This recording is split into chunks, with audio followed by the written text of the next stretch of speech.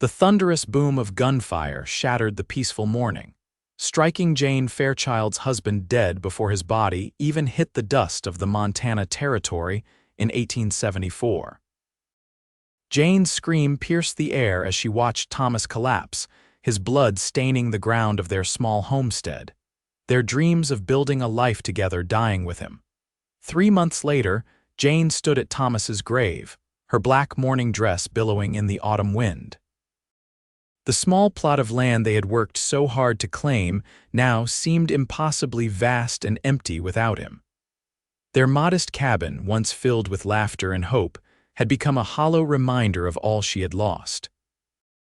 "I cannot do this anymore," Jane whispered to the wooden cross marking Thomas's final resting place. Her fingers traced the rough-hewn letters of his name.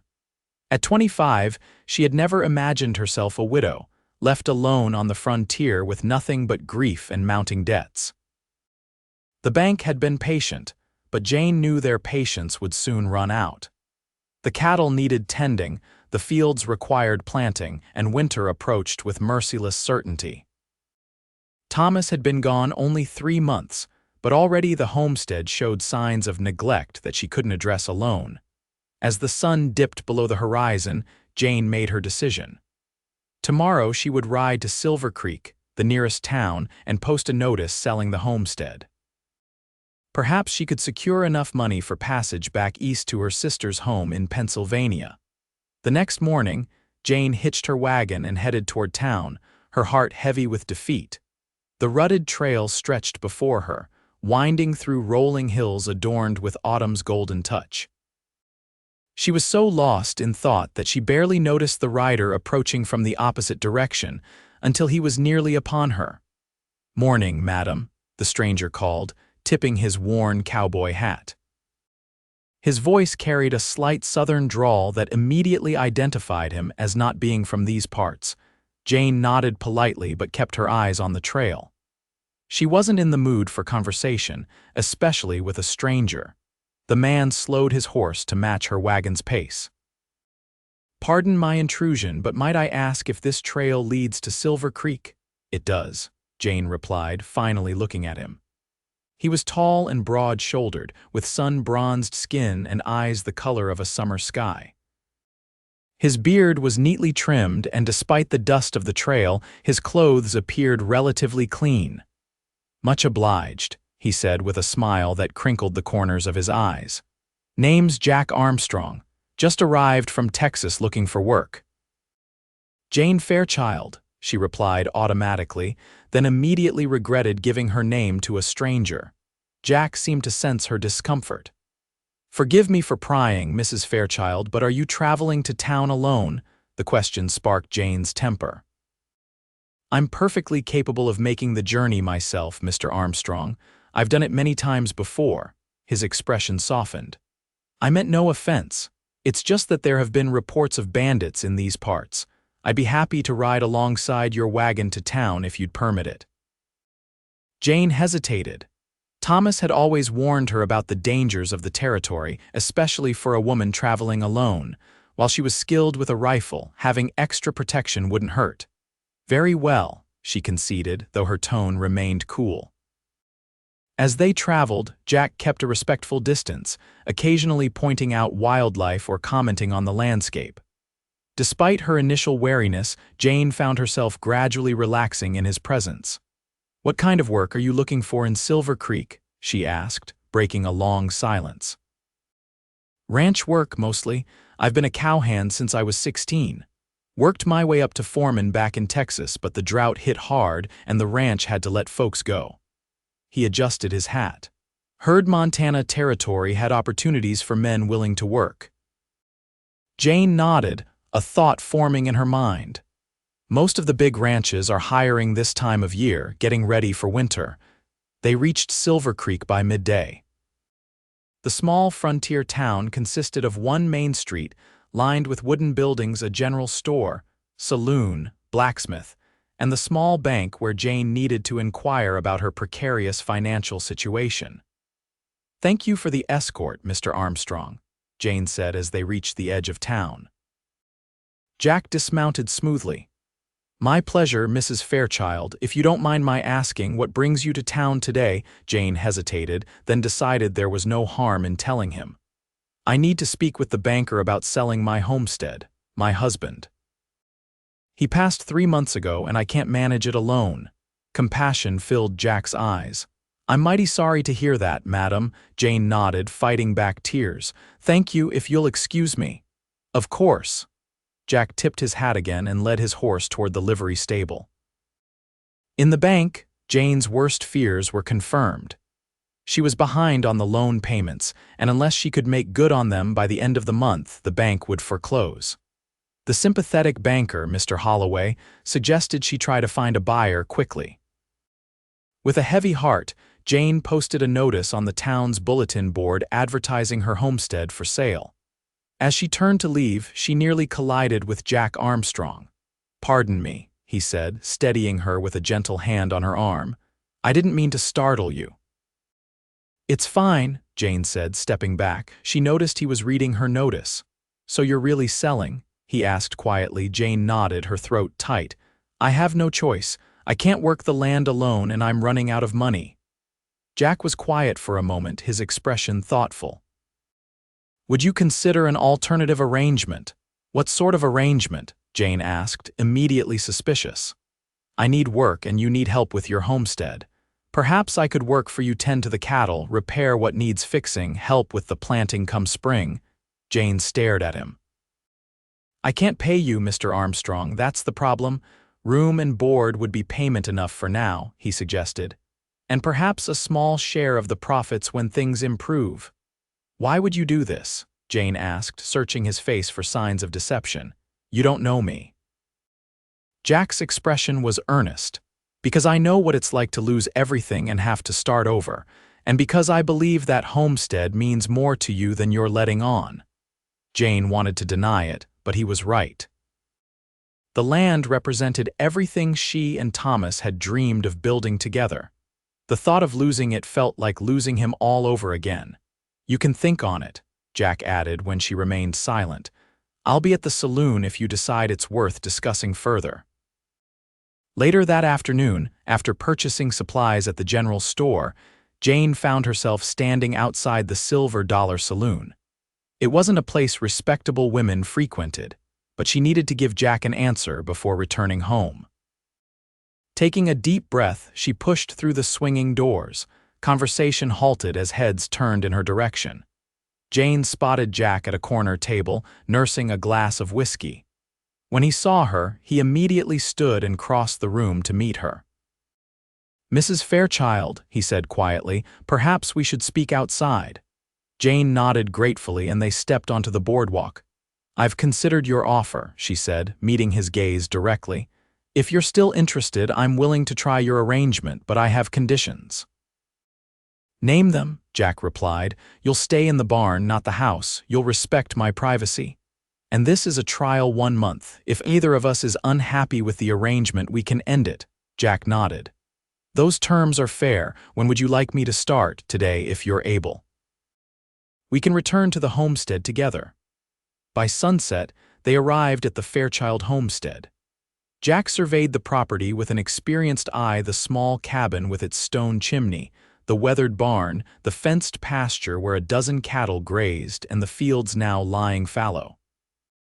"You have good land here," he commented as he helped Jane down from the wagon. "Thomas chose well," Jane agreed, feeling a pang at mentioning her husband's name. "He always said this valley had the best soil in the territory." Jack nodded. "If you don't mind, I'd like to look around before dark, get a sense of what needs attending first." "Of course," Jane replied. "I'll prepare supper. You can join me in the house when you're ready." As Jack explored the property, Jane busied herself in the kitchen, wondering if she had made a terrible mistake inviting a stranger to stay. Yet something about Jack Armstrong inspired trust. Perhaps it was the way he spoke straightforward and honest, or how his eyes reflected genuine concern when she mentioned her circumstances. Supper was a simple affair of beans, cornbread, and coffee, but Jack ate with appreciation. He told her about growing up on a small farm in Virginia before the war, then drifting west afterward, working ranches across Texas and New Mexico territory before heading north. "What about you?" he asked. "How did you end up in Montana territory?" Jane hesitated, then decided there was no harm in sharing her story. "Thomas and I married 5 years ago in Pennsylvania. He had dreams of having our own land, something that wasn't possible back east unless you were wealthy. We saved every penny for 3 years, then joined a wagon train heading west." She paused, memories washing over her. "We settled here 2 years ago. It was hard work, but we were building something together. Then 3 months ago, Thomas rode to check on our northern fence line. A group of bandits ambushed him, shot him for the horse and saddle." Her voice cracked. "Sheriff Bryant found him the next day."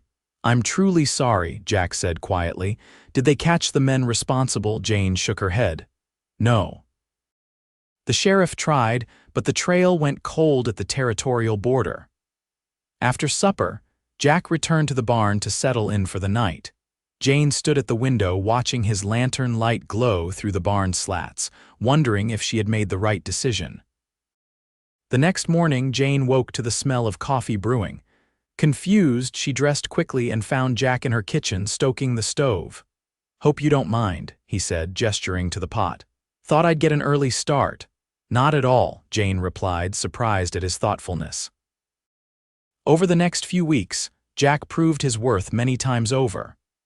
He mended fences, repaired the barn roof, chopped enough firewood to last through winter, and tended to the cattle with expert care.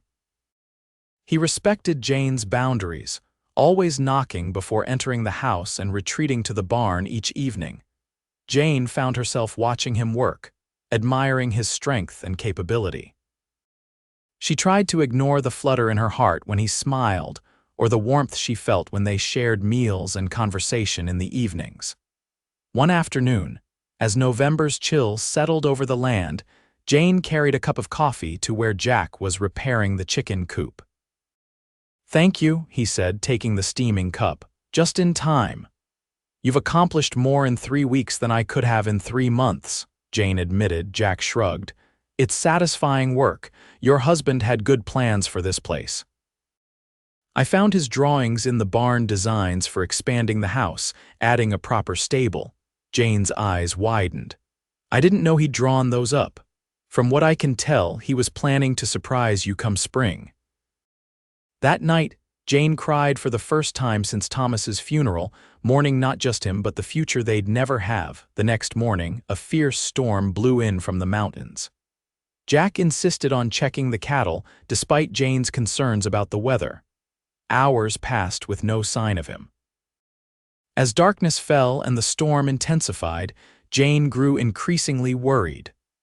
Unable to wait any longer, she donned Thomas's old coat and hat and ventured out into the howling wind with a lantern. The cattle pasture was a quarter-mile from the house, and by the time she reached it, snow was falling heavily. "Jack," she called, her voice whipped away by the wind. A faint reply came from the far side of the pasture.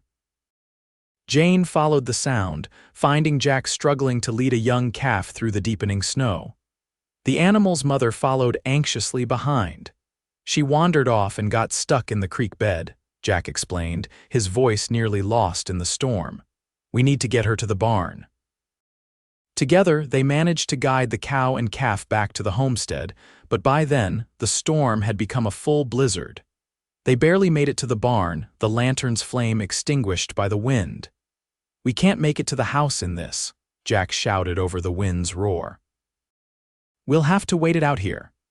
In the barn's relative shelter, they worked quickly to secure the animals.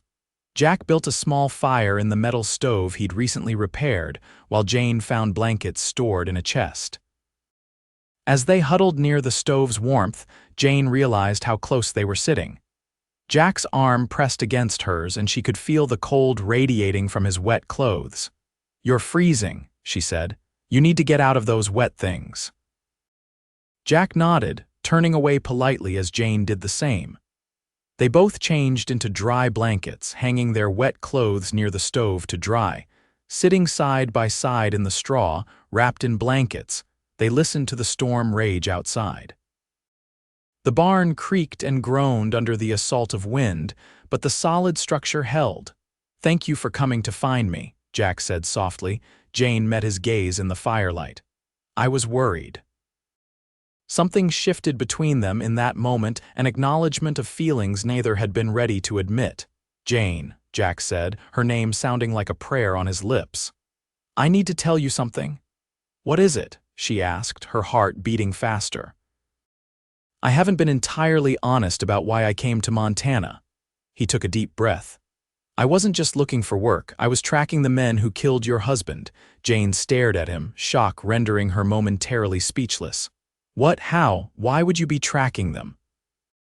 "Because they're the same men who murdered my brother last year in Wyoming territory. I've been following their trail for months." He met her gaze steadily.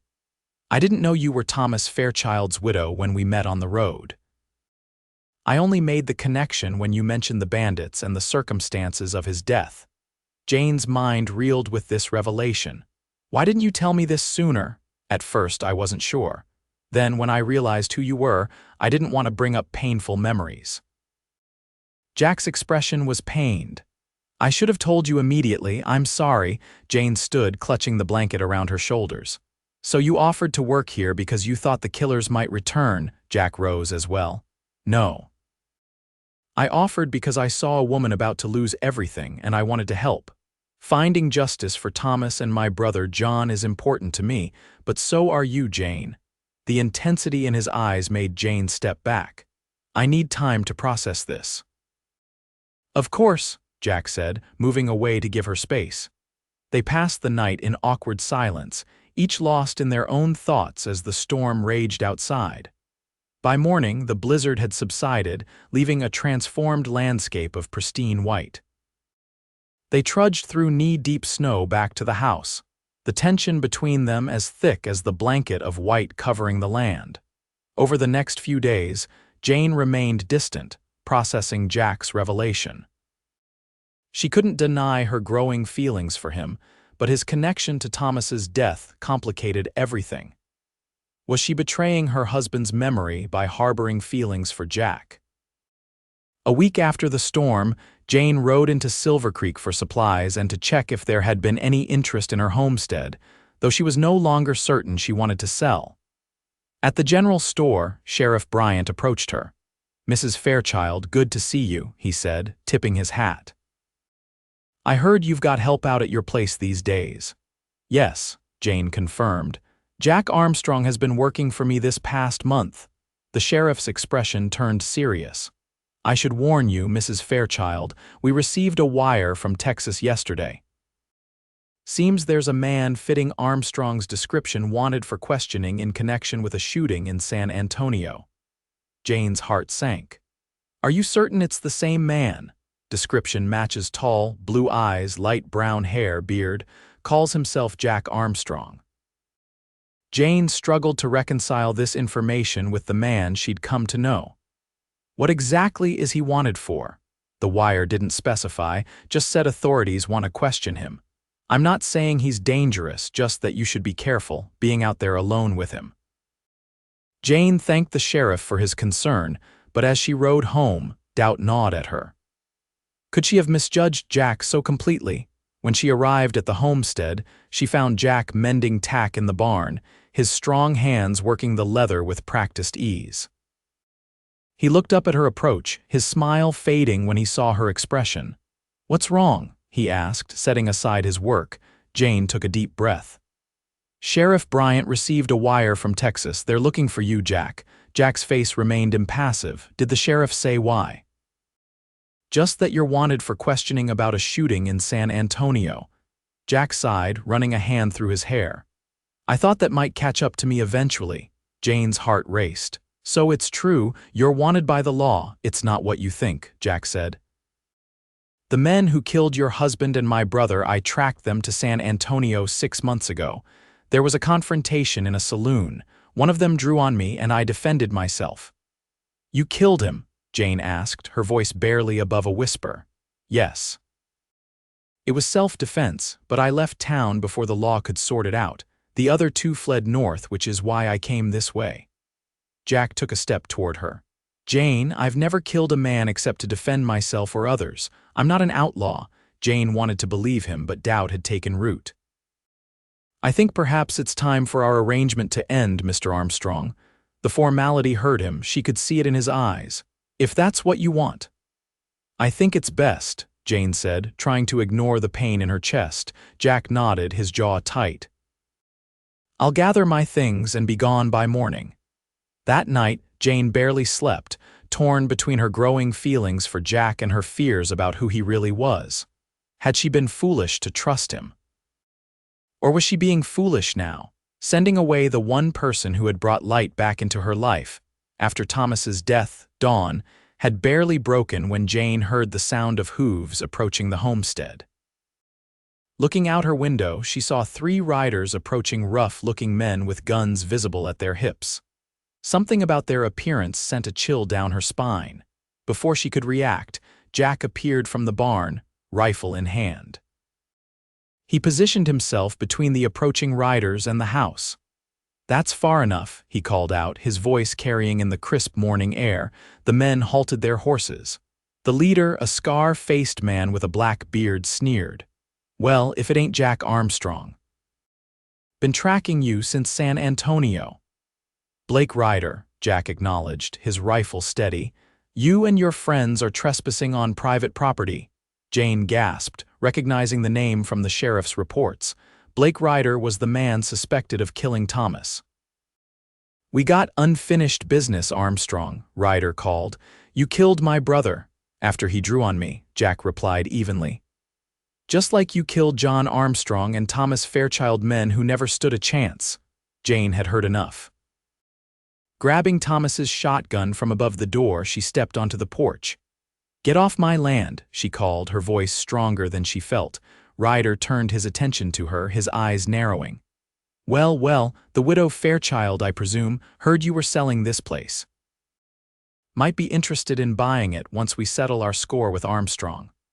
"The only thing you'll be interested in is staying alive," Jack warned. "Leave now and I won't have to kill you like I did your brother."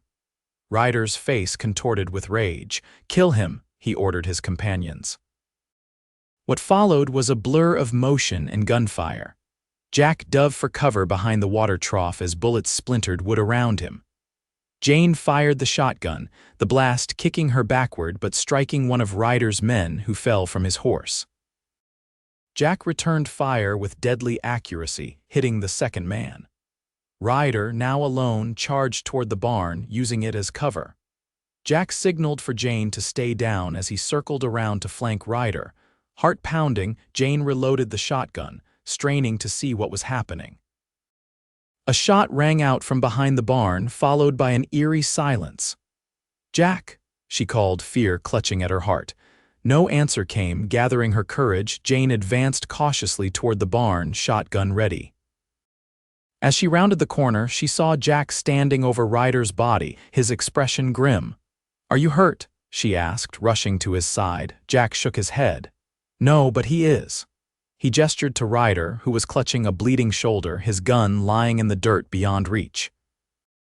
"You could have killed me," Ryder spat. "Why didn't you?" "Because you're going to face justice the proper way," Jack replied. "For Thomas Fairchild, for my brother, and for anyone else you've harmed." Later, after Sheriff Bryant had taken Ryder and his wounded companion into custody and confirmed Jack's story about self-defense in San Antonio, Jane and Jack sat on the porch steps as the sun set over the Montana landscape. "I'm sorry I doubted you," Jane said softly. Jack took her hand in his. "You had every reason to be cautious. I should have been honest from the start." "You were right about one thing," Jane admitted. "I didn't want to sell this place. It's not just land, it's everything Thomas and I dreamed of building." "It's a good dream," Jack said. "One worth fighting for." Jane looked at their joined hands. "What will you do now? With Ryder caught, will you move on?" Jack's blue eyes met hers. "That depends on you, Jane. Our agreement was for a month, and that month is up." Jane took a deep breath, finally acknowledging the feelings she'd been fighting. "I don't want you to go. I don't want to go either, Jack confessed. These weeks with you, they've meant more to me than I can say. I feel the same, Jane whispered. But I'm afraid, Thomas has only been gone a few months. Is it wrong to feel this way about you so soon?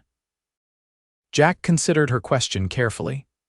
I believe Thomas would want you to be happy, to live fully. That doesn't mean forgetting him, it means honoring what you had by allowing yourself to find joy again. Tears filled Jane's eyes. I can't do this alone, Jack. The homestead, this life. I thought I could let it go, but I can't. I know, Jack said, gently wiping a tear from her cheek. And you don't have to. What are you saying? Jane asked, her heart racing. I'm saying I love you, Jane Fairchild. I didn't expect to find you when I came here seeking justice, but now that I have, I can't imagine my life without you. He took both her hands in his. I'm not asking to replace Thomas. I'm asking for a chance to build something new together on this land you both loved.